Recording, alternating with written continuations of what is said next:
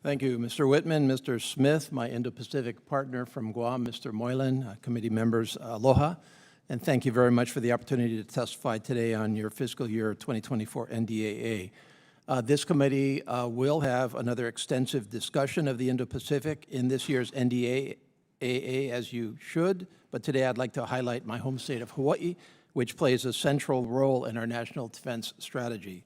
The NDS, of course, identifies the People's Republic of China as our most consequential strategic contributor, our pacing challenge, and an opponent to a free and open Indo-Pacific, all of which must be countered through integrated deterrence, campaigning, and building an enduring advantage. Hawaii has been central to our presence in the Indo-Pacific over the last century plus, but never, given this challenge, has our role been more critical than today and over the next generation plus. To preserve and fully leverage our strategic importance, I want to address 4 specific issues with you today. Number 1, the Pacific Deterrence Initiative, or PDI. Number 2, the defense of Hawaii. Number 3, our Red Hill crisis. And number 4, per and polyfluoroalkyl substances, or PFAS. These all relate in one way or another to, first, maintaining a superior force posture in Hawaii. Second, maintaining the support of the people of Hawaii for that posture. And third, projecting our presence out of Hawaii into the broad Indo-Pacific.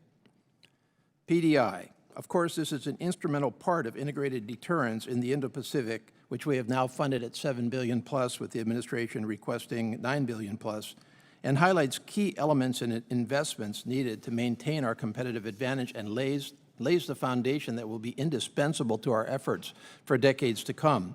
These investments will only be fully realized through a whole-of-government approach that combines multiple lines of effort and fosters mutually beneficial cooperation with like-minded countries that prioritize a respect for sovereignty, human rights, and a rules-based system.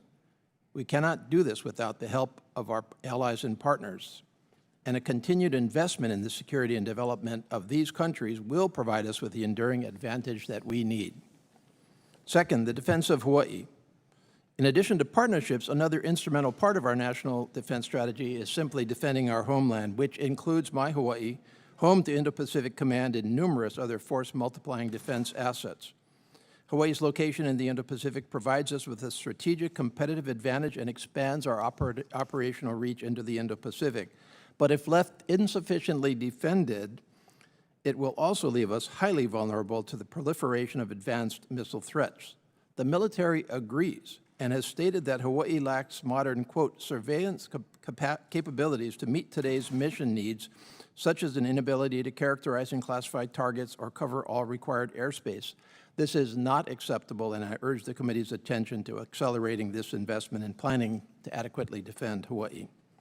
Third, Red Hill. Thank you so much for this committee's continued support for the people of Hawaii in our efforts to address the Red Hill crisis, including full implementation of the Secretary of Defense's directive to defuel and close the Red Hill bulk fuel storage facility.